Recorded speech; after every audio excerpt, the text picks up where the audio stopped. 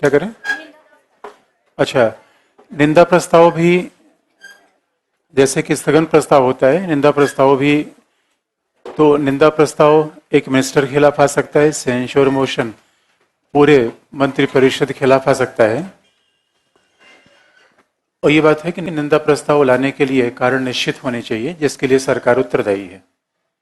तो निंदा प्रस्ताव में कहीं न कहीं सरकार की नीतियों की आलोचना की जाती है, for which government is responsible. और निंदा प्रस्ताव में एक ही बात है, अगर सरकार अपना विश्वास मत नहीं पा सकी तो उसके खिलाफ फिर अविश्वास प्रस्ताव लाया जा सकता है या उसे अपना कॉन्फिडेंस प्रूव करना पड़ेगा। और आप ये बात जानते हैं कि वाई पार्लियामेंट, कि क्यों जब सरकार के खिलाफ ये प्रस्ताव आते हैं तो why government always try to avoid censure motion, adjournment motion, ये चीज़ें हैं। और आपको बुक के बारे में बताते हैं, ऑलमोस्ट आपको 20 मार्च तक बुक आ जाएगी और आपको मिल जाएगी। इट मीन्स होली के बाद ही मिल पाएगी। हाँ, ये अच्छी बात होती, घर जाने से पहले आपको मिल जाती, लेकिन उसकी संभावना कम दिख रही है। घर खूब अच्छे से होली खेल के आइए, उसके बाद पढ़िए, खूब जोश लेकर आइए उसके बाद। अच्छा, कई कई बार बीच में रिलैक्स करना भी अच्छी स्ट्रेटजी है। जैसे कभी जो ये मतलब वाकई लाइक एक दिन संडे मिला, कहीं एक दो दिन आपको लगता है कि पढ़ाई से बहुत स्ट्रेस हो रहा है, तो आसपास में बहुत अच्छी जगह है, कभी हिमालय के पास चले जाइए, उत्तराखंड में। That I am speaking seriously. ये देखिए, ये सब चीजें जीवन में करनी। आप ऐसे जगह, एकदम वीरान जगह, चूंकि आप you are living most crowded city, बहुत क्राउडेड सिटी है जहाँ पे बहुत हैक्टिक है चीजें, इसे किसी ऐसी जगह चले जाइए जहाँ नेटवर्क ही न मिलता हो, away from network. You will realise your self, you will keep your energy intact, और फिर वहां से एनर्जी लेकर आइए और फिर जम जाइए यहाँ पढ़ने में। तो दैट ऑलवेज रिफ्रेश। भाई आजकल तो देखिए मोबाइल में आप रिफ्रेशिंग करते हैं कि नहीं? Human being is also like that. तो निंदा प्रस्ताव है, निंदा प्रस्ताव, स्थगन प्रस्ताव, इनके लाने के बाद ये माना जाएगा कि सरकार government has lost the majority in the house, तो उसके खिलाफ फिर से कोई प्रस्ताव लाने की आवश्यकता है। तो इट इज निंदा प्रस्ताव में हार्श तरीके से गवर्नमेंट की पॉलिसी क्रिटिसिज्म होगा। और government is not very keen to permit these motions, क्योंकि इन मोशन से न केवल सदन में सरकार की आलोचना होती है, क्योंकि now the session of parliament is live telecast, 24/7 की मीडिया है, तो सरकार की ये क्रिटिसिज्म आम लोगों तक पहुंच जाते हैं। And you know that political battle run on the principle of perception. राजनीतिक जो संघर्ष होता है वो परसेप्शन खेल है, who is right who is wrong, इसका कोई टेस्ट करना बड़ा मुश्किल होता है। बस जनता ने परसेप्शन जिसको बाजी मार दी, जिसको परमिशन दे दिया, that person can win the war. तो इस वजह से बड़ा महत्वपूर्ण होता है। और अब confidence motion, no confidence motion, there is no provision. अब देखें आईएएस की पीटी में कितना सरल सवाल पूछा गया था। मैं बार बार कहता हूँ ऑब्जेक्टिव सवाल आईएएस के देखे तो आपको लग जाएगा what kind of applied question is it. और अब देखेंगे आईएएस क्वेश्चन पर ये पूछा गया है कि अविश्वास प्रस्ताव का प्रावधान कहाँ है। और अब देखेंगे ये ऑब्जेक्टिव सवाल पूछा गया, तो अविश्वास प्रस्ताव का प्रावधान लोकसभा प्रोसीजर्स में है, it is not at all in the constitution. बस कॉन्स्टिट्यूशन में ये बात लिखी गई है, Lok Sabha is collectively, council of minister is collectively responsible towards Lok Sabha. Article 70 का क्लॉज, नो, 75 का क्लॉज 3, आर्टिकल 75 क्लॉज 3 में बात लिखी गई है कि लोकसभा काउंसिल ऑफ मिनिस्टर, मंत्रिपरिषद सामूहिक रूप में किसके प्रति उत्तरदायी होगी? लोकसभा के प्रति। इसका मतलब याद रखिए कलेक्टिव, यही तो पार्लियामेंट्री फॉर्म ऑफ गवर्नमेंट की मेन विशेषता है, कलेक्टिव रिस्पॉन्सिबिलिटी। कलेक्टिव रिस्पॉन्सिबिलिटी के मैंने शायद आपको पहले मैंने बता दी है, बताया कि नहीं बताया? तो इंटायर काउंसिल ऑफ मिनिस्टर, मंत्रिपरिषद सामूहिक रूप में लोकसभा के प्रति उत्तरदायी होगी, ये संविधान में लिखा गया है। लेकिन अब ये उत्तरदायित्व तो सुनिश्चित कैसे किया जाएगा? इसलिए क्या बनाया गया है, लोकसभा प्रोसीजर्स में there is a provision of no confidence motion. No confidence motion का जो रूल है कि सत्र में एक ही बार लाया जा सकता है, it can be brought about once in a session, यानी सत्र का मतलब 3 सत्र होते हैं, उसमें एक ही बार आप ला सकते हैं, 3 बार नहीं, अलग अलग सत्रों में आप ला सकते हैं, पहला। दूसरी बात है the support of 50 members is important for brought about of no confidence motion, 50 सदस्यों के समर्थन की आवश्यकता आपको पड़ेगी। और 50 सदस्य का मतलब है, जो 50 सदस्यों के समर्थन की आवश्यकता पड़ेगी वो लोकसभा के मेंबर होने चाहिए। उसमें ये नहीं है कि मेंबर नॉमिनेटेड हो, इलेक्टेड हो, दैट डजेंट मैटर, 50 मेंबर होने चाहिए। लेकिन उसके बाद भी ये प्रस्ताव एडमिट किया जाएगा नहीं किया जाएगा, that is sole prerogative of speaker of Lok Sabha. कोई भी मोशन आप लाते हैं वो एडमिट होगा, उसको स्वीकार किया जाएगा नहीं किया जाएगा, ये लोकसभा का स्पीकर ही बताएगा या बताएगी। अब अगर लोकसभा स्पीकर ने इस बात को मान लिया तो कुछ दिन के बाद यह अरेंज होता है कि दिया जाएगा कि now the process of no confidence motion starts. और नो कॉन्फिडेंस मोशन हमेशा अपोजिशन के द्वारा लाया जाएगा, बहुत अंडरस्टूड है। नो कॉन्फिडेंस मोशन अपोजिशन के द्वारा लाया जाएगा और अपोजिशन के द्वारा पूरी मीटिंग शुरू होगी और उसके बाद देन डिस्कशन स्टार्ट्स। अच्छा, पार्लियामेंट में डिस्कशन का एक ही तरीका है, each and every member of parliament can't be allowed to speak. हर तो सांसद को बोलने का अधिकार मिल नहीं सकता, इसलिए हर पार्टी के हिसाब से उसको स्ट्रेंथ दे दिया जाएगा कि आप इस पार्टी के मेंबर हैं तो आप उनको इतना समय मिलेगा, आप इस पार्टी के मेंबर हैं आपको इतना समय मिलेगा। तो पार्टी वाइज आपको टाइम एलोकेट कर दिया जाएगा और हर पार्टी को उसके स्ट्रेंथ के हिसाब से समय दिया जाएगा। अब अपोजिशन निश्चित तौर पर सरकार पर अटैक करेगी and the council of minister, यह जो अपोजिशन है वो सरकार का बचाव करेगा। अंत में प्राइम मिनिस्टर इस पे डिफेंस देगा, लास्ट में पीएम डिफेंस देगा, उसके लास्ट में वोटिंग होगी। तो वोटिंग किस सिंपल मेजॉरिटी चाहिए या स्पेशल मेजॉरिटी? Simple majority. हमेशा आप याद रखिए, हमारे कुछ प्रोविजन के अलावा बजट पारित होगा सिंपल मेजॉरिटी से, नो कॉन्फिडेंस सिंपल मेजॉरिटी से। इसलिए जो संविधान में जो जो लोकसभा प्रोसीजर में जो शब्द है, it's not no majority motion, it's no confidence motion. और सदन में कॉन्फिडेंस होने के लिए जरूरी नहीं कि आपके पास 272 मेंबर्स हो, कॉन्फिडेंस आपको 242 भी हो सकता है, बशर्ते कि सदन में बाकी लोग बाइकआउट कर जाएं या आपके अगेंस्ट वोट ना करें। तो अब जो सिंपल मेजॉरिटी का मतलब है the majority of present members. Simple majority का मतलब होता है कि उपस्थित सदस्यों की संख्या का बहुमत ही क्या होता है? सामान्य बहुमत। तो जितने उपस्थित होते हैं, यद्यप कॉन्फिडेंस मोशन के समय या नो कॉन्फिडेंस के समय प्रत्येक पार्टी व्हिप जारी करती है और each and every member is support to present in the house. एक बार तो धर्मेंद्र सांसद थे, he was in hospital, he was brought from hospital on the wheel chair से उनको लाया गया सदन में एक वोट के लिए। When Atal Bihari Vajpayee government loss the majority, loss the confidence motion, उसमें एक मत से सरकार हार गई थी और उसमें बड़ा क्रिटिकल मामला था।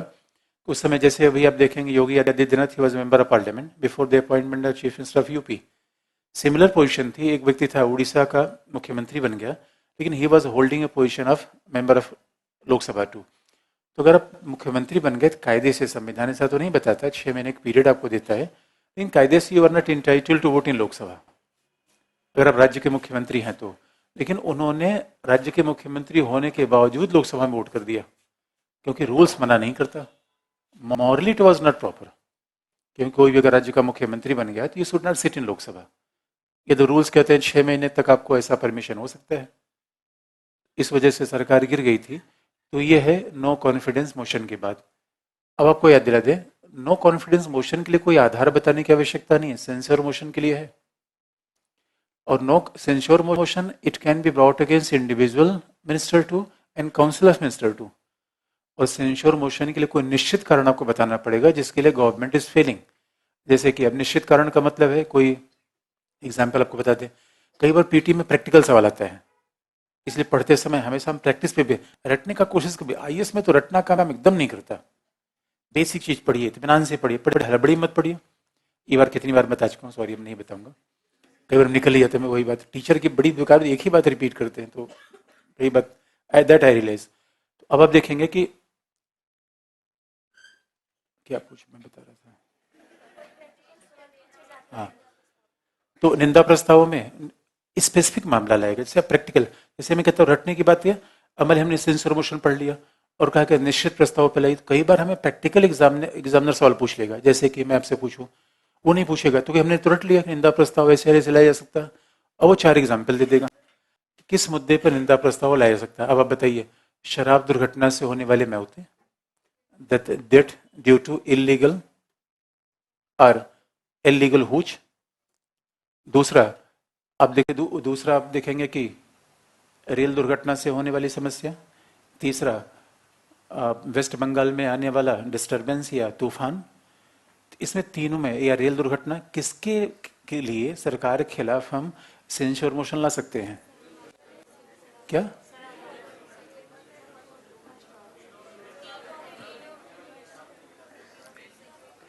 इसका मतलब क्वेश्चन ऐसा भी हो सकता है, मैं क्यों कह रहा हूं, हमेशा always think over the practice. जो आपका क्वेश्चन है हमेशा प्रैक्टिस पे जाता है। तो अगर चीज़ें अपने रटी हुई हैं तो आपको बता दें कि जहरीली शराब पीने से होने वाली मौतों के लिए you can brought about censure motion. क्यों? क्योंकि रेल दुर्घटना accident, we can't blame the government for accident. अब जैसे मान लीजिए कोई व्यक्ति है, दुर्घटना हो गया सड़क पे, अब आपने इसको दो पैर लाफा दिया, कि दुर्घटना करता है, अरे पहले उसको उठाइए, because you can't blame any one for. अब कोई फिसल गिर पड़ा, आपने उसको दो लात मारे, बेकार फिसल गिरता है, जवान आदमी हो, फिसल गिरना चाहिए, एंड दैट इज रॉन्ग। क्योंकि accident you can't blame for an accident, इसलिए government can't be blame for. अब तूफान आ गया, उसके लिए गवर्नमेंट क्या करती? समुद्र को मना लेती? नहीं। रेल दुर्घटना नो, लेकिन अगर जहरीली शराब बिक रही है इसका मतलब है कि this is a failure of government, क्योंकि regulation belong to the government. अगर ऐसा शराब बन रही है इसका मतलब that is ultimate failure of law and order. कि आप ऐसी शराब बन कैसी रही है, डिस्ट्रीब्यूट कैसे हो गई, लोगों ने पी कैसे लिया, that is the issue where government is responsible. Demonetization, that is the issue that government is responsible. But demonetization, that is a policy of government. अगर उसके कारण कोई मौत हो गई, then this is a policy of government. तो इसलिए कई बार चीजें प्रैक्टिस भी पूछी जाती हैं। लेकिन अब देखेंगे इन Lok Sabha procedures there is a provision of no confidence motion, लेकिन व्यवहार में हमारे एक और चीज आ गई, कॉन्फिडेंस मोशन। अब कॉन्फिडेंस मोशन का उल्लेख कभी भी लोकसभा नियमों में ही नहीं है। इन कॉन्फिडेंस मोशन की बात कब आ गई? After the coalition government. जैसे ही गठबंधन सरकारें आई, अपने आप में कॉन्फिडेंस मोशन की बात आ गई। अब गठबंधन सरकारों के समय आपने देखा, जब 96 में या 89 में, 89 में परंपरा थी, 89 में परंपरा थी कि when Congress was the largest party in election of 89 and Janata Dal was second largest, तो पहले प्रेसिडेंट ने, अभी तक हमारे यहाँ परंपरा ऐसी होती थी कि when president invite somebody to form the government, president always call the single largest party. तो 89 में इसी हिसाब से वेंकट रमन ने पहले कांग्रेस को राजीव गांधी कॉल किया कि are you interested to form the government? Rajiv Gandhi ने कहा no. Then he opted for a second option, even he went for second option, और जनता दल सरकार से कहा कि then are you interested in forming government? BPC ने कहा हम सरकार बनाएंगे। तो उन्होंने क्या किया कि बहुत सारे दलों को मिलाकर सरकार बना ली। तो आर वेंकट रमन ने कहा कि भाई आपके पास बहुमत है, that must be proved on floor of house. आपके पास विश्वास सदन का है, ये तो आप सदन के पक्ष लेंगे, आप सदन के पटल पे। अब उसी से विश्वास मत की बात आ गई, कई लोग विश्वास मत में हार गए। Atal Bihari Vajpayee became PM in 96, और जब उनको कहा गया विश्वास लीजिए तो वो विश्वास नहीं जीत पाए। बहुत कविता वविता गाई दोस्तों, लेकिन पार्लियामेंट ने सपोर्ट नहीं किया। 13 दिन के बाद बाहर आ गए। देवी गौड़ा आए, उसके बाद उन्होंने विश्वास मत लिया, उनको मिल गया। तो confidence motion is a practical use. Confidence motion is not mention in any Lok Sabha procedures. Confidence motion सरकार की विफलता नहीं है, नो कॉन्फिडेंस मोशन सरकार की विफलता है। यद्यपि नो कॉन्फिडेंस मोशन के लिए कोई स्पेसिफिक कारण बताने की आवश्यकता नहीं है, क्योंकि स्पेसिफिक कारण बताने की इसलिए आवश्यकता नहीं है कि संसदीय शासन का मूल आधार ही उत्तरदायी शासन है, और अगर आप रिस्पॉन्सिबल नहीं है तो गवर्नमेंट कभी भी आपको हटा सकती है, because parliamentary form of government run on the principle of everyday responsibility. तो एवरीडे रिस्पॉन्सिबिलिटी कैसे सुनिश्चित की जाएगी? No confidence motion. तो कॉन्फिडेंस मोशन एक प्रभाव में आ गया, प्रचलित हो गया। इसलिए जब भी आप देखें कोलिशन गवर्नमेंट आएगी, that is suppose to take confidence of the house, तब उसके बाद सरकार चलेगी। और कॉन्फिडेंस मोशन पीएम लाता है, नो कॉन्फिडेंस मोशन अपोजिशन लाता है। कॉन्फिडेंस मोशन का उल्लेख कहीं नहीं है, नो कॉन्फिडेंस मोशन का उल्लेख लोकसभा प्रोसीजर्स में है। यद्यपि कुछ लोगों ने जब ये मौका आया कॉन्फिडेंस सिद्ध करिए, तो उन्होंने कहा, उसके पहले रिजाइन कर दिया। चौधरी चरण सिंह जब जनता पार्टी सरकार में मोरारजी भाई Desai resign from the government in 97 sorry 87 इन 1979, तो जब मोरारजी भाई देसाई ने रिजाइन कर दिया तो चौधरी चरण सिंह मेट देन प्रेसिडेंट नीलम संजीव रेड्डी। उन्होंने कहा हमारे पास मेजॉरिटी है, आप हमें मौका दीजिए। और चौधरी चरण Singh was very senior leader, तो नीलम संजीव रेड्डी ने कहा यस, इनके पास मेजॉरिटी होगी, मौका दे दिया। और जब नीलम संजीव रेड्डी ने कहा अरे भाई जाके अपना मेजॉरिटी प्रूव तो कर दो हाउस में, उनका हो तब तो प्रूव कर दें। अब में नीलम संजीव रेड्डी वॉज शॉक्ड। नीलम संजीव ने कहा व्हाट इज दिस। उसके बाद जब ये पता चला जगजीवन राम को, उन्होंने कहा सर एक मौका मुझे भी, अब मैं मेजॉरिटी प्रूव कर दूंगा। नीलम संजीव का चले जाओ, यहाँ से चले जाओ तुरंत। उनका once I committed the mistake, I can't repeat the mistake twice. मैं दोबारा गलती नहीं करना चाहता। और ये चौधरी चरण सिंह कहा कि जब तक अगला चुनाव न हो जाए आप काम चलाऊ सरकार के रूप में बने रहिए, केयर टेकर गवर्नमेंट, काम चलाऊ सरकार का मतलब। और देन चौधरी चरण Singh became the prime minister without going in a house even a single day. वो एक भी दिन सदन में गए बिना 6 महीने तक पीएम रह गए, यही कारण था। अब काम चलाऊ सरकार का मतलब, now union government is a caretaker government. इस समय संघ में कौन सरकार चल रही है? काम चलाऊ। और काम चलाऊ का मतलब है क्योंकि मॉडल कोड ऑफ कंडक्ट लग गया है, और काम चलाऊ का मतलब है कि प्रधानमंत्री कोई नई स्कीम नहीं बना सकता है, नई पॉलिसी नहीं बना सकता, नए प्लान नहीं ला सकता, बस केवल एविएशन चलेगा, रेल चलेगा, इलेक्ट्रिसिटी चलेगी, in day to day functioning government will go on rather than. तो ये काम चलाऊ सरकार है। तो अभी this is perfect example of a caretaker government. अब कहीं केयर टेकर गवर्नमेंट की बात क्या संविधान में है? नहीं है। इज प्रैक्टिकल, लोकसभा नियमों में है? नहीं है, व्यवहारिक बात है। और लास्ट में आपको ये भी बता दे, अभी अभी हमारे यहाँ प्रपोजल किया गया है, वेंकटचलिया कमीशन ने एक बात कही है। वेंकटचलिया कमीशन ने कहा है कि वर्ष 2000 में दैट वेंकटचलिया कमीशन इज फॉर्म्ड। अच्छा, इन चीजों को भी ऑब्जेक्टिव एग्जाम के लिए देखना है आपको। ऑब्जेक्टिव एग्जाम के लिए right to information, NHRC, CBC, ये प्रैक्टिकल बातें खूब देखिए। जैसे उसमें जैसे 2000 में जब वेंकटचलिया कमीशन वाज देयर, तो Venkatachaliah commission is known as a national commission for reviewing of the working of the constitution. N north west railway नहीं है। एनसीआर का मतलब है, देखिए याद करने का तरीका क्या होता है, national capital region. NCR plus WC women's college. अब ये तो याद हो जाएगा। संविधान के समीक्षा का आयोग, संविधान के कार्यकरण की समीक्षा का आयोग हो सकता है आपको याद करने में कठिनाई हो, तो एनसीआर में आप रहते हैं। और विमेंस कॉलेज कभी गए हैं? बिल्कुल जाना चाहिए कभी कभी लड़कियों को। आपने क्या समझ रखा? विमेंस कॉलेज में आप लोग क्या करेंगे जाके? अरे मैं तो कहीं जा सकता हूँ यार, मेरे तो स्टूडेंट्स आ रहे हैं, मैं तो कहीं जा सकता हूँ, आप भी जा सकते हैं, वैसे आपके भी दोस्त हो सकते हैं। तो कहने का मतलब है हर चीज में एसोसिएट लर्निंग का प्रयोग करिए, don't apply the mind always.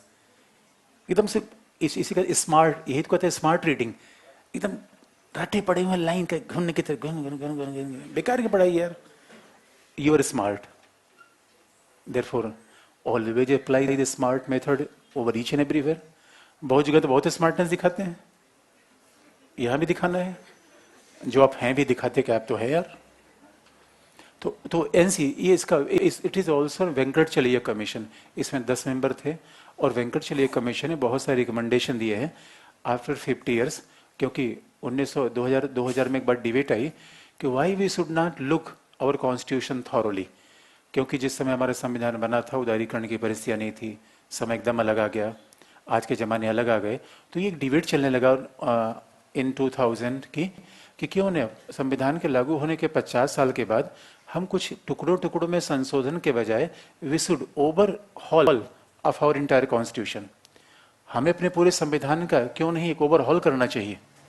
और इसीलिए ये कमीशन गठित हुआ था। ये कमीशन गठित हुआ था, इसने बहुत सारे प्रपोजल अलग अलग जगह कर रखे हैं, रिकमेंडेशन कर रखे हैं। और आप देखें जो काउंसिल ऑफ मिनिस्टर की संख्या थी उसका भी ये रिकमेंडेशंस का था। लेकिन ये बात है कि इनका रिकमेंडेशन था कि the maximum size of council of minister should not be exceeded then 10%। मंत्रिपरिषद का आकार 10% ज्यादा नहीं होना चाहिए, फिर भी 15% कर दिया गया है। इनका रिकमेंडेशन तो बहुत सारी फंडामेंटल ड्यूटी जोड़ी जाए, इनका रिकमेंडेशन है। उसी तरीके से उन्होंने ये बात कही है कि how we can ensure stability in parliamentary form of government. आप कहते एक साथ चुनाव की बात शायद मैंने बताई थी आपको, एक साथ चुनाव होना चाहिए, तो वहां पता नहीं मैंने बताया होगा नहीं बताया होगा, इस कमीशन ने क्या कंस्ट्रक्टिव नो कॉन्फिडेंस मोशन मैंने बताया था आपको। तो सिमिलर इट इज ऑल्सो, तो constructive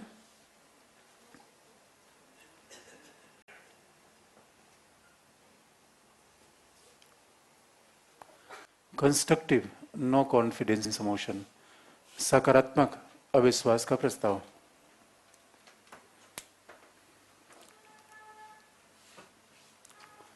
constructive no confidence motion या सकारात्मक अविश्वास का प्रस्ताव। तो बात वही होगी, अगर हमने बताया तो इसका मतलब है कि आपको अविश्वास प्रस्ताव लाने के पहले सकारात्मक क्यों है, क्योंकि सरकार हटाने के पहले वैकल्पिक सरकार बनाने की बात करनी पड़ेगी, यही है। तो ये सारे हैं कंडक्ट ऑफ बिजनेस। अब अगला हेडिंग चलेंगे, कुछ पूछना है तो बताइए। तो अगला हेडिंग क्या लिखवाना है, सब आपको लिखा हुआ मिल जाएगा, डोंट वरी, सब लिखा हुआ मिल जाएगा।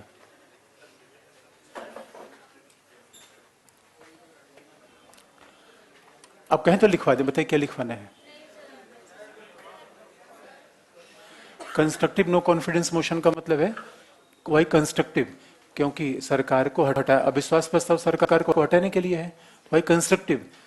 पहले आप वैकल्पिक सरकार के निर्माण का प्रस्ताव बताइए, फिर वर्तमान सरकार को हटा सकते हैं। That is already working in Germany, ये जर्मनी पहले से काम कर रहा है। क्या बताइए। हाँ नहीं नहीं, first pass the post system अलग है। First pass the post system से कॉन्फिडेंस मोशन कोई रिलेशन नहीं है। भाई first pass the post system का मतलब चुनाव की प्रणाली है, कॉन्फिडेंस मोशन का मतलब आपका विश्वास चाहिए, वो दोनों अलग अलग अलग चीजें हैं। हाँ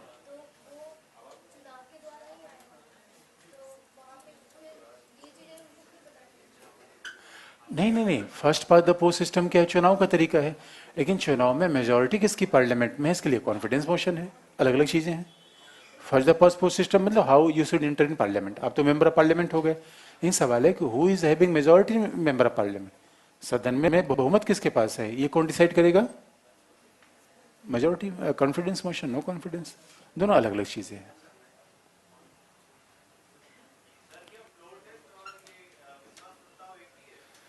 फ्लोर टेस्ट और विश्वास प्रस्ताव कर सकते एक ही है, एक ही है। सकारात्मक अविश्वास प्रस्ताव में जैसे ही वो वैकल्पिक सरकार प्रस्तुत करेगा, मतलब कि जो वर्तमान सरकार है वो तो ऐसे ही अविश्वास में हो जाएगी। नहीं तो हाँ बिल्कुल, दूसरा सरकार अगर बन गई तो इसका मतलब है कि आप इस सरकार को हटा देंगे, इस अंडरस्टूड है। अगला है कैसे बजट बनता है, अगला है। अब देखिए ये भी ऑब्जेक्टिव एग्जाम के लिए है, फिर भी कुछ हम उसमें कॉन्सेप्ट की तलाश करेंगे, उसको भी थोड़ा मेंस के हिसाब से बदलने का प्रयास करेंगे, लेकिन है तो ऑब्जेक्टिव ही। नेक्स्ट हेडिंग है पार्लियामेंट्री कंट्रोल, और इसी बहाने संसद काम भी देख ले रहे हैं। नेक्स्ट हेडिंग है parliamentary control over, financial control of parliament over executive, संसद का कार्यपालिका पर वित्तीय नियंत्रण।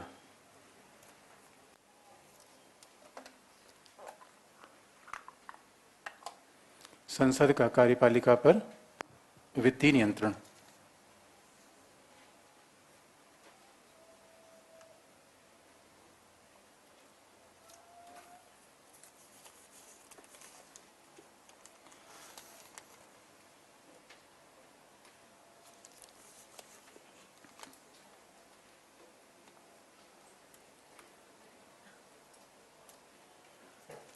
अच्छा किसी ने पूछा है यदि भारत का प्रधानमंत्री उच्च सदन का सदस्य है तो अविश्वास प्रस्ताव के समय अपने पक्ष में वोट दे सकता है, नहीं, क्योंकि आप रूल आप जानिए कि जो सदस्य जिस हाउस का है उसी में केवल वोट दे पाएगा, दूसरे सदन में वोट नहीं दे पाएगा, तो नहीं दे पाएगा।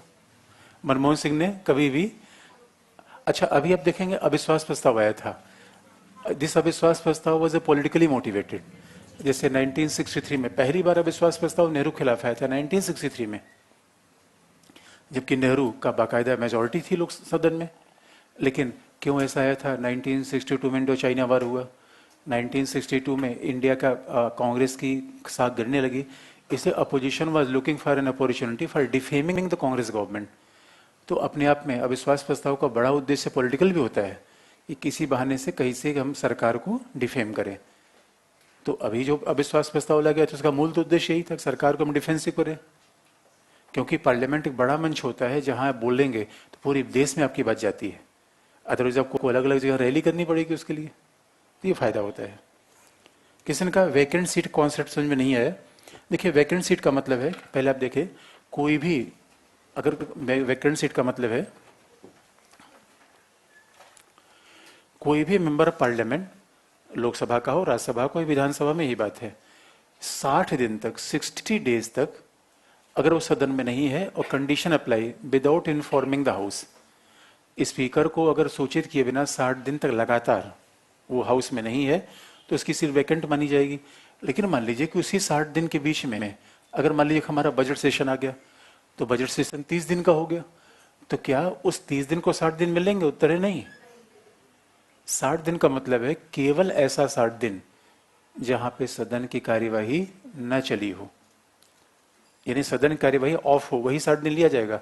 जहां पे सदन वर्किंग है वहां पे 60 दिन में नहीं जोड़ा जाएगा। और सदन वर्किंग हो चाहे 4 दिन या उससे अधिक कोई भी वर्किंग हो तो उसे 60 दिन में नहीं जोड़ा जाएगा।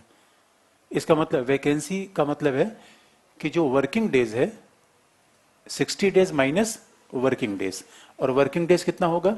4 या उससे ज्यादा कभी भी सदन बैठेगी, 4 दिन से सदन ज्यादा ही बैठती है तो उसको वर्किंग डेज में शामिल किया जाएगा। हाँ, इन्फॉर्म करके उस सदन से गायब है तो कोई समस्या नहीं है। तो अब अगला हेडिंग है, देखिए क्या आपने लिखा कि सदन का कार्यपालिका पर वित्तीय नियंत्रण। किसी ने कहा रेल दुर्घटना होने पर रेल मंत्री के खिलाफ निंदा प्रस्ताव क्यों नहीं लाया जा सकता? भाई दुर्घटना के खिलाफ कैसे लाया सकता? दुर्घटना के खिलाफ नहीं लाया सकता, दुर्घटना के लिए उत्तरदायी थोड़ी होता है। हाँ, मॉरल रिस्पॉन्सिबिलिटी अलग बात होती है। लाल बहादुर शास्त्री जब रेल मंत्री थे तो दुर्घटना के बाद रिजाइन कर दिया, अब वो जमाना नहीं रहा। Moral propriety something else, legal responsibility something else. किसी ने कहा लेम डक सत्र क्या होता है? जैसे अभी जो लास्ट वाला लोकसभा का बजट सेशन हुआ वो क्या है? Lame duck session. लेम डक सेशन का 2 मतलब होता है, एक किसी भी चीज के 2 मतलब, एक स्पेसिफिक टेक्निकल, दूसरा जनरल। जनरल का मतलब होता है कहीं भी अप्लाई कर दीजिए। तो लास्ट लोकसभा का सेशन लेम डक क्यों था? क्योंकि लोकसभा मेंबर को पता था कि अब हम अगली बार आने वाले हैं नहीं और चुनाव लड़के ही आना पड़ेगा, तो लास्ट सेशन था। दूसरी बात, लेकिन टेक्निकल इसका यूज होता था यूएस में, यूएस में इसलिए यूज होता था, अब वहां भी नहीं है। अब तो लेम डक सेशन का प्रोविजन कहीं पे नहीं है। तो लेम डक सेशन का मतलब आजकल जनरल अर्थ में यूज किया जाता है कि कोई लास्ट सेशन हो पार्लियामेंट का, जहां पार्लियामेंट खत्म होने वाली हो, उसके पहले एकदम जस्ट पार्लियामेंट खत्म होने का पहले का सेशन क्या कहलाएगा? Lame duck. यानी कुल मिला के पार्लियामेंट के बुढ़ापे का समय हम लेम डक कब होते हैं? लेम डक का मतलब है गूंगा बहरा। कई बार होता है कि हमारे शरीर में भी बुढ़ापे के समय, तो जब पार्लियामेंट के समय का अवसान हो, लास्ट फेज हो, तो उसी सेशन क्या कहेंगे? Lame duck. लेकिन अमेरिका में ऐसा होता था कि मान लीजिए कि वहां एक सिस्टम था, क्योंकि अमेरिका में हर काम फिक्स होता था कि मान लीजिए कि 20 जनवरी को नए मेंबर को हमें ओथ दिलाना है, वहां एक सिस्टम था। और इलेक्शन हो जाता था नवंबर में, जो नए सांसदों का इलेक्शन होता था नवंबर में, और वो शपथ लेते थे 20 जनवरी में। तो होता क्या था, नवंबर में जो न्यूली इलेक्टेड सांसद आ गए वेट करते रहते थे, और नवंबर के बाद जो सेशन और उसमें पुराने ही सांसद बैठे हुए हैं, तो पुराने सांसदों के सेशन को क्या कहा जाता था? Lame duck.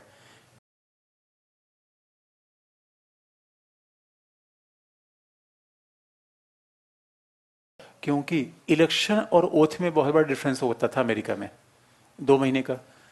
इस 2 महीने के बीच में निर्वाचित सांसदों को वेट करना पड़ता था और पुराने सांसद सदन में हुआ करते थे। इन्हीं के नाम पर लेम डक का प्रावधान आया था। लेकिन अमेरिका में अब ये डाइकोटोमी दूर कर दी गई है। Lame duck session means when old member of parliament are sitting in house despite the fact newly elected members are sitting outside. यही है लेम डक। ये किसका टेक्निकल मतलब है। अब उसका व्यवहारिक मतलब क्या ले लिया गया? किसी भी संसद का लास्ट सेशन होगा तो क्या होगा? Lame duck. तो हर चीज के 2 मतलब हो जाते हैं।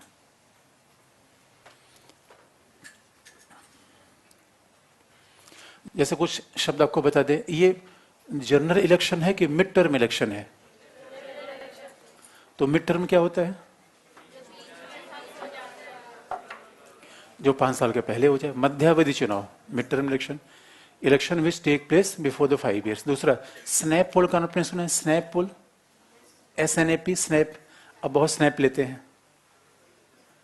स्नैप पोल का भी मतलब होता है यानी अपने निर्धारित समय के पहले चुनाव हो जाए तो क्या होता है, इसको मिड टर्म भी कहते हैं, स्नैप पोल भी कहते हैं, SNAP, स्नैप पोल। तो ऐसे शब्दों को हमेशा देखिए ऑब्जेक्टिव एग्जाम के लिए। जैसे भी तेलंगाना में क्या हुआ, स्नैप पोल हुआ, समय के पहले वोट करा लिया गया, इससे स्नैप पोल है। आचार संहिता लागू होने के बाद अध्यादेश लाया जा सकता है, लेकिन ऐसे मामलों में नहीं जो नई नीतियां हो, नई घोषणा हो।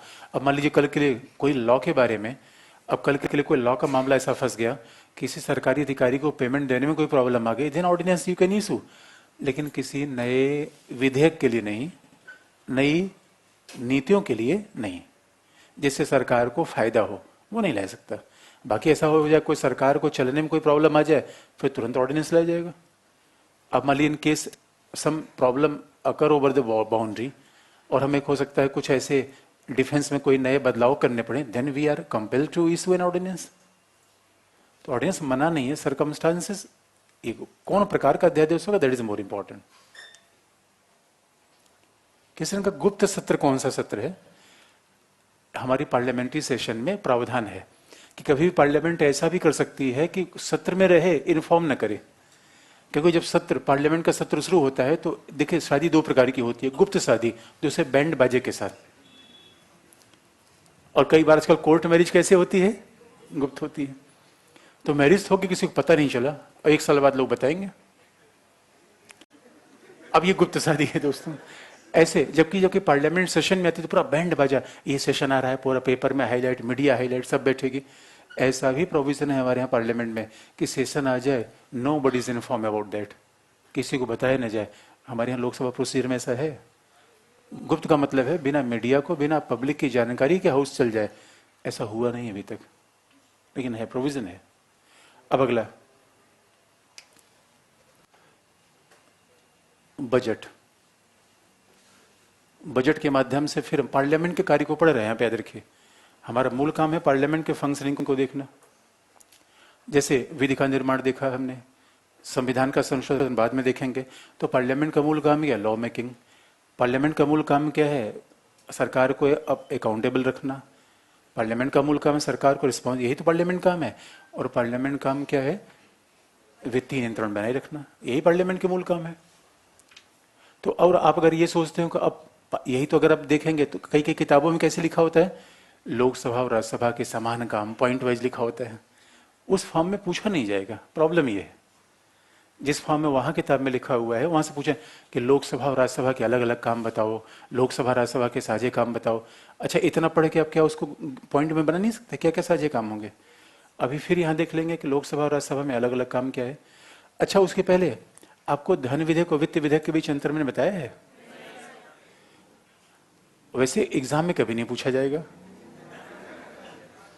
सच बताएं। एग्जाम में क्या पूछा जाएगा, what is money bill, money bill. तो अच्छा, पहले हम बराबर आपको बता देते हैं, धन विधेयक वित्त विधेयक में अंतर बताते हैं, फिर आपको बताएंगे बजट क्या है। क्योंकि बजट में हम धन विधेयक का उल्लेख बार बार करेंगे। लेकिन यदि आपको याद दिला दें कि धन विधेयक और वित्त विधेयक का अंतर न तो आज तक कभी पूछा गया है, मेंस में सवाल ही नहीं पैदा, पीटी में भी नहीं पूछा गया है। देखिए पिछली बार ये पूछे धन विधेयक क्या है, इसलिए का मतलब बहुत सारी टेक्निकल बातें एग्जामिनर आपसे पूछने में इंटरेस्ट नहीं रखता। क्यों? या तो पूछ नहीं आ सकती, दूसरा क्यों नहीं पूछा जाता। मैं बार बार कहता हूँ पीटी क्वेश्चन पर देखिए कुछ सेक्शन से आपको कभी क्वेश्चन नहीं मिलेगा कि जैसे धन विधेयक वित्त विधेयक में क्या अंतर, कभी नहीं पूछा गया है। हाई कोर्ट की शक्तियां नहीं पूछी गई है, उच्चतम न्यायालय की अपीली शक्ति नहीं पूछी गई है। ये ट्रेंड मिल जाता है। राष्ट्रपति का वीटो का अधिकार नहीं पूछा गया, क्योंकि पहला मामला टेक्निकल है, और दूसरा ये सब कुछ टेक्निकल बातें हैं। और प्रोफेसर सवाल कहाँ से पूछता है, क्योंकि हर वर्तमान मुद्दे पे लिखता रहता है। अभी हमारे प्रोफेसर आए थे जिन्होंने हमें पढ़ाया था, तो उनको उन्होंने कहा कि मुझे पीएमओ में जाना है। मैंने कहा सर पीएमओ में आपका कोई पॉलिटिकल, उनका नहीं यार पीएमओ में एक आर्टिकल लिख रहा हूँ। अब देखिए प्रोफेसर का ध्यान कहाँ पे है, तो वो ही इज इन अब कई लोगों को मैं बुला नहीं सकता क्योंकि they are in the somewhere, और वो कोचिंग इंस्टीट्यूट में कभी भी नहीं आ सकते, that is compulsion for them. तो मैंने उनसे पूछा कि सर ये बताओ कि पीएमओ पे क्या, उन्होंने कहा नहीं मैं आर्टिकल लिख रहा हूँ इस पे, और मुझे तो प्रोफेसर पेपर सेट करने वाला वही है, तो कहाँ सवाल आपसे पूछेगा, वो जाके आर्टिकल, पेपर जो प्रोफेसर सेट करता है वो पढ़ के नहीं सेट करता, वो हमेशा पढ़ता रहता है, आर्टिकल लिख रहा है, रिसर्च पेपर लिख रहा है, और प्रैक्टिकल बातें उठा के पूछ लेगा, पूरे पेपर के अपने नेचर को देख लीजिए, ऐसी बातें तो पूछी जाती हैं। तो हमें हमेशा प्रोफेसर के अप्रोच को समझना है, इसलिए पीएमओ के बारे में जानकारी आपकी होनी चाहिए, राइट इन्फॉर्मेशन होना चाहिए। ह्यूमन राइट्स कमीशन जो रोज रोज प्रैक्टिस में आ रही है, इस पर रोज रोज चर्चाएं हो रही हैं, इलेक्शन कमीशन होना चाहिए, सीएजी होना चाहिए, वहां सवाल पूछेगा पूछेगा। धन विधेयक वित्त विधेयक से न पूछा गया है, लेकिन फिर भी मैं बताऊंगा आपको, क्यों आपको मैं बता दूं, मैं कुछ बेसिक बातें आपको बता दूं, और नहीं बताऊंगा तो आपको बेचैनी होती रहेगी, भी एक दिक्कत है। तो कई बात हम इसलिए पढ़ते हैं, कई बार तो हमें चीजें व्यवस्था कारण बतानी पड़ती है, मैं बताना नहीं चाहता, लेकिन कई बार हमें ध्यान रखना पड़ता है कि भाई ठीक है, नहीं बताएंगे तो बच्चे बुरा मान जाएंगे दोस्तों। हाँ, अब आपको आपका जो काम है, अब मैं बता दूं आपको मनी बिल कैसे याद रखना है, ये बेसिक बात पीपीटी के लिए बहुत जरूरी है। मनी बिल का काम, वित्त आयोग के काम, ये सब बेसिक चीजें खूब याद रखिए। सांसदों की अर्हता, डिस्क्वालिफिकेशन, क्वालिफिकेशन। अब देखेंगे धन विधेयक क्या है, अब आपको याद दिला दें कैसे आप याद करेंगे धन विधेयक। पहला, धन का मतलब, धन विधेयक मनी बिल संविधान का अनुच्छेद 110 में है। अब अनुच्छेद 110 में इसको याद कैसे करेंगे, फिर आपको तरीका बता दें। अगर पैसे का मामला है तो कहां से जुड़ा होगा, भाई संविधान में पैसे के मामले की बात की गई, संचित निधि, कंसोलिडेटेड फंड। अच्छा, आप अपना पैसा कहाँ रखते हैं, कहाँ, पर्स में रखते हैं, सारा पैसा पर्स में रखते हैं, कहाँ कहाँ रखते हैं, क्या, कुछ लोग करें, कुछ लोग सोच रहे हैं हाँ सर बता दें इससे हमारा पैसा चोरी हो जाए। अब भाई सीधी सी बात है, अच्छा आप गुल्लक वगैरह आपने रखा कि मनी बैंक, मनी बैंक आपने रखा है, गुल्लक, अच्छा बचपन में था। और बचपन में सबसे होशियार बच्चा कौन था, जो गुल्लक पैसा रखता था, उससे होशियार था जो चांदा प्रकार से निकाल लेता था।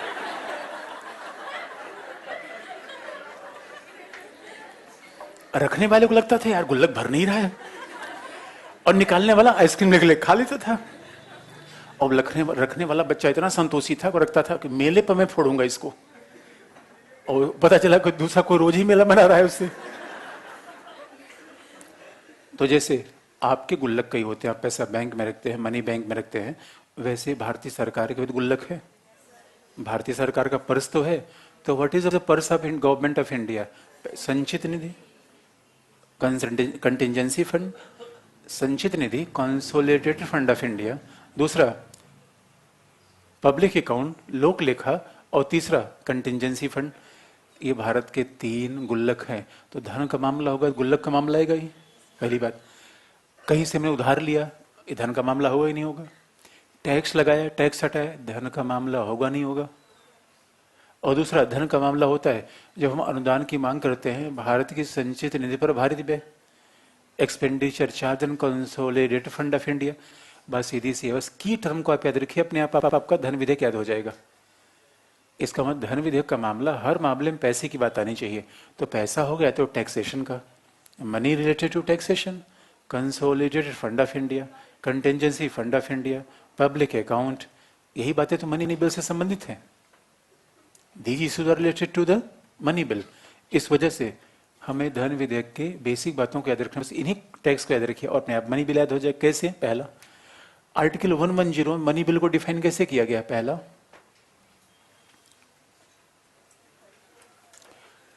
Any imposition of taxes, tax लगाना,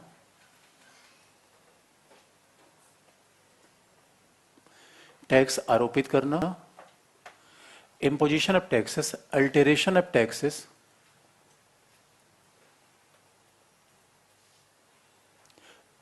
अल्टरेशन करना, टैक्स लगाना या उसे समाप्त करना, उस साधन ही बहुत विशुद्ध भाषा में कहा जाता है। इम्पोजिशन ऑफ टैक्सेस, टैक्स आरोपित करना, अल्टरेशन परिवर्तित करना,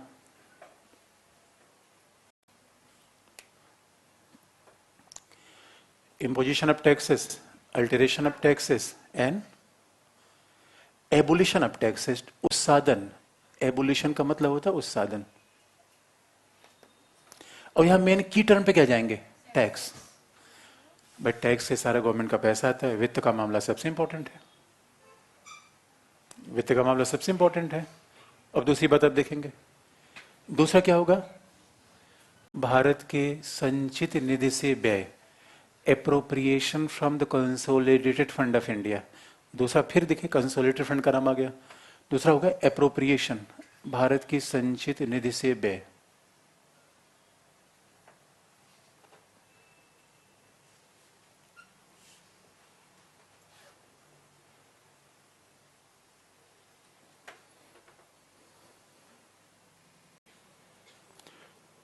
भारत की संचित निधि से व्यय, appropriation from consolidated fund of India.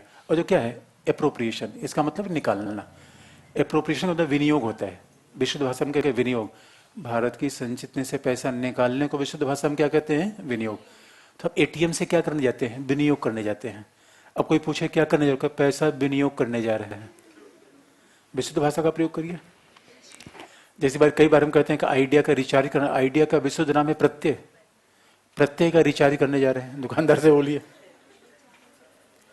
हम हिंदी भाषा को जानकारी एकदम खो चुके हैं। तो अब ये देखिए, appropriation from consolidated fund of India, ये बात जानते हैं। जैसे कि अब कंसोलिडेटेड फंड में कौन सा पैसा जाता है, जो हम आप टैक्स देते हैं, डायरेक्ट टैक्स, इनडायरेक्ट टैक्स।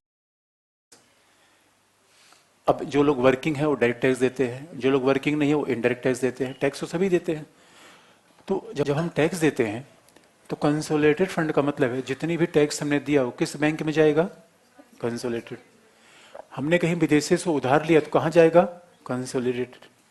और आप याद रखिए, भारत के संसदीय शासन में कंसोलिडेटेड फंड ऑफ इंडिया का मतलब है टैक्स का पैसा। और एक बात याद रखिए, why we are democracy, democracy में केवल शक्तियां जनता के पास ही नहीं होती, पैसा भी किसका होता है, जनता का। That is the beauty of democracy. जरा सोच के देखिए, जनता जनार्दन मालिक क्यों होनी चाहिए, जरा सोच के बाद देखिए, प्रधानमंत्री राष्ट्रपति किसके पैसे से चलता है, इतना बड़ा प्रेसिडेंट हाउस का मालिक कौन है दोस्तों, जनता। जरा सोच के देखिए, डीएम साहब को पेमेंट कैसे जाता है, जनता के मालिक से। तो डीएम साहब को हमारे पर रिस्पॉन्सिबल होना चाहिए कि नहीं। दोस्तों हमारी एक सोसाइटी में जज साहब थे, वो एक बच्चे से लड़ गए, मार दिया। हमने कहा ओ जज साहब, अरे आप मारते हो। उनका मैं किसी को जमीन में गाड़ सकता हूँ, नो नो जज साहब ना कर सकते आप।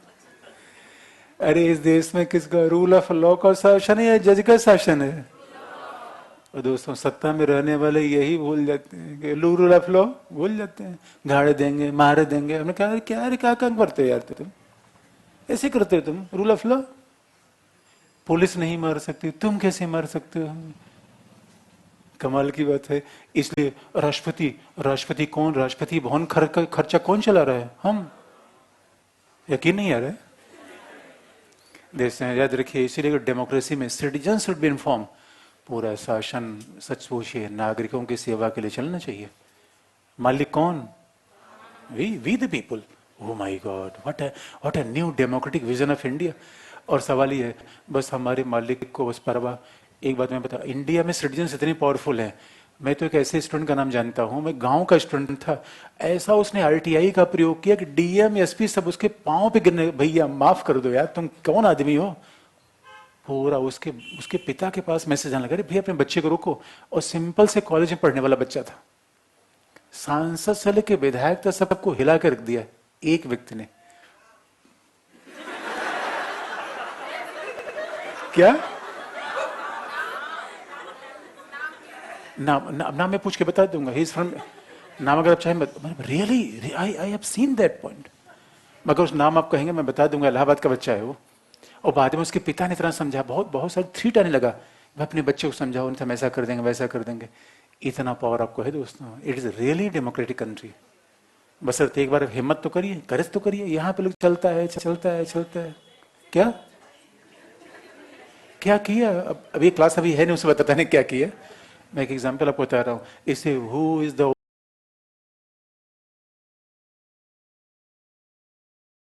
इसे who is the owner of this country? With the people. सरकार में बैठे लोग नहीं, सत्ता में बैठे लोग नहीं। इसे सरकार में जाने के बाद ये बात हमें याद रहनी चाहिए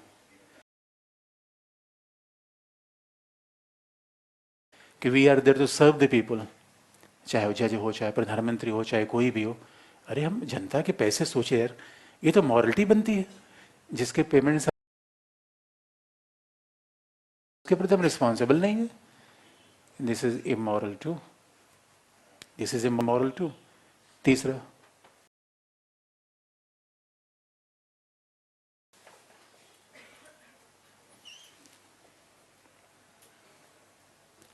तीसरा कस्टडी।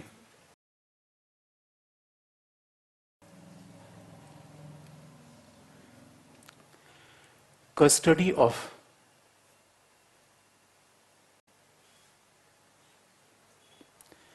consolidated fund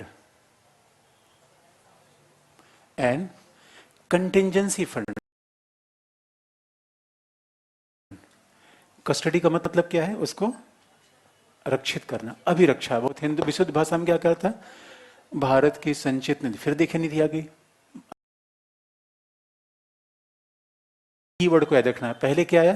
केवल कंसोलिडेटेड फंड। उसके बाद क्या हो? कंसोलिडेटेड फंड के साथ क्या गया? आकस्मिक निधि। तो दो फंड यहां पे आ गए, यहां पे एक फंड था, दो आ गया, और यहां अप्रोप्रिएशन था, यहां पे अभिरक्षा। यहां पे क्या? यही तो की टर्म है। फिर अब देखिए की टर्म आ गया।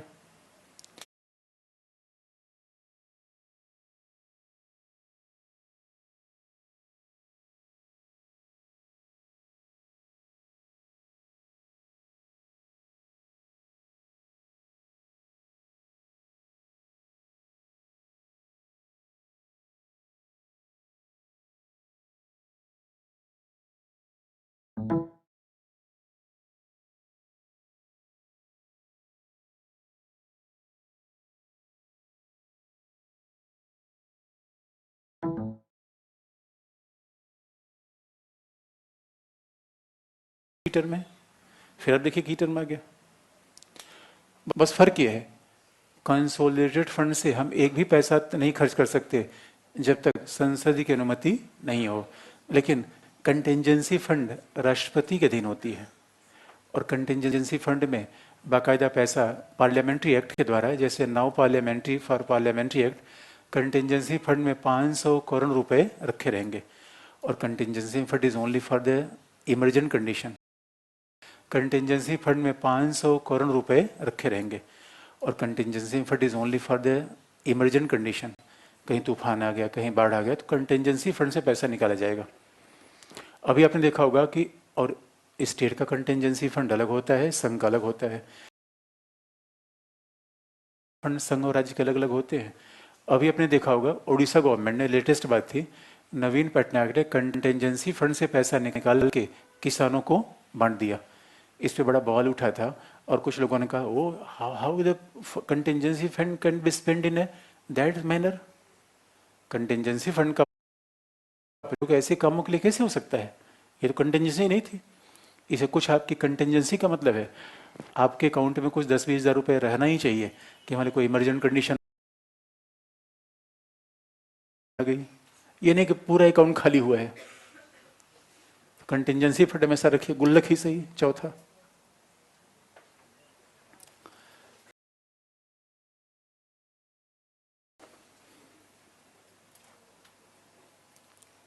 अगला है, अब तीसरा देखेंगे आएगा। तीसरा है रिसिप्ट, प्राप्ति करना। रिसिप्ट का मतलब है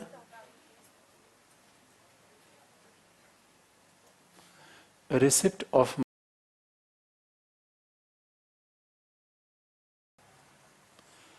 यानी प्राप्त करना या उसमें जमा करना। रिसिप्ट ऑफ मनी और डिपॉजिटिंग ऑफ मनी। रिसिप्ट शब्द का प्रयोग है, receipt of money in.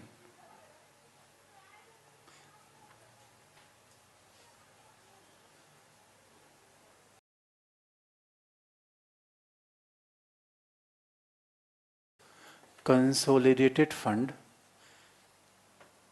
And public account, लोक लेखा।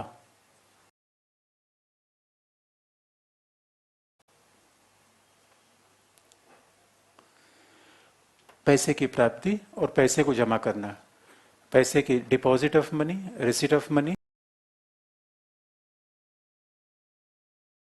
रिसीट, यहाँ रिसीट शब्द का, यहाँ अप्रोप्रिएशन, यहाँ कस्टडी, यहाँ रिसीट। और यहाँ देखिए एक शब्द बार बार आ रहा है, क्या है? Consolidated fund. देखिए मनी बिल है, तो अब देखिए ये टिक तो याद करने का है कि बेसिक फंड की बात आप करेंगे अपने आप याद हो जाएगा। And then public account, public account तीसरा फंड आ गया। पहला क्या आया? कंसोलिडेटेड। दूसरा क्या आया?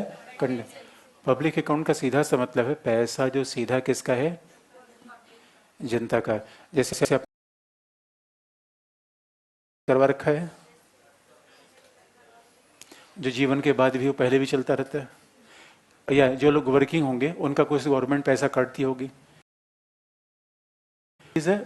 पब्लिक अकाउंट का मतलब जनता का पैसा है, सरकार ने केवल उसको रखा हुआ है, वो सरकार का पैसा नहीं है। कंसोलिडेटेड फंड सरकार का पैसा है और हमने टैक्स दे दिया, तो हम सरकार से नहीं कर सकते ए मेरा देने का मन नहीं कर दे तो हम नहीं देंगे। जैसे कई बार बच्चों कहते हैं कि हम 10 रुपए दे दिए, हमें दो यार, हम नहीं देंगे तुमको। इसलिए कंसोलिडेटेड फंड से आप कभी पैसा, आप पैसा टैक्स दे सकते हैं, वापस मांग नहीं सकते पहला, और सरकार से ये नहीं पूछ सकते ये बताओ यार तुम पैसा खर्च कहाँ करोगे। इधर बाप देखिए राइट टू इन्फॉर्मेशन में हमें अधिकार है। अगर सोच के देखिएगा सरकार का पैसा इतने बड़े बड़े एडवर्टीजमेंट में खर्च होगा,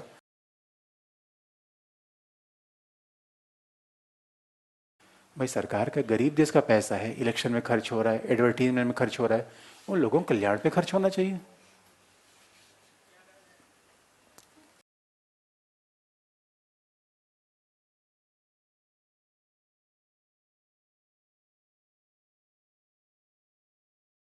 अभी पहले पढ़िए अच्छे से, तब उसके बाद बताएंगे क्या करिए। क्योंकि बार अधिकारी बन जाए बहुत कुछ कर सकते हैं, पहले अपने पावरफुल बनाइए, उसके बाद तो बहुत कुछ कर सकते हैं।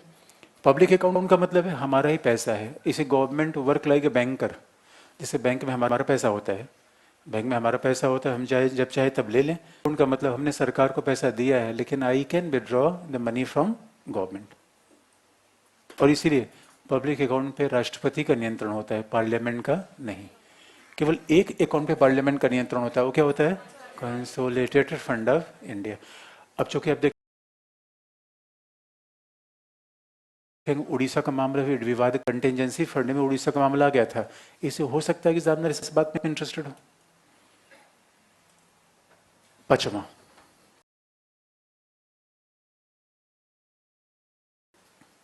पचवा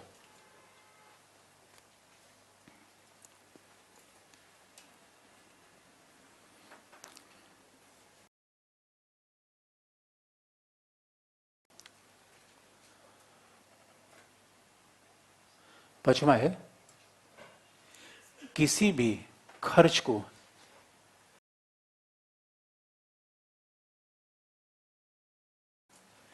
any expenditure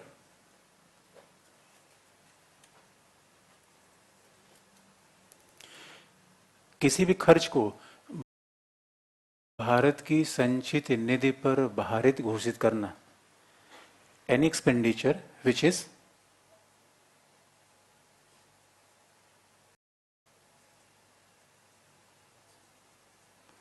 consolidated fund of India.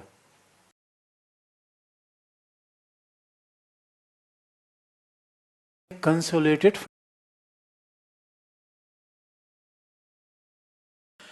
Bharat की संचित निधि पर भारित करना, चार्ज एक्सपेंडिचर। यहां मूल शब्द क्या है? भारित करना।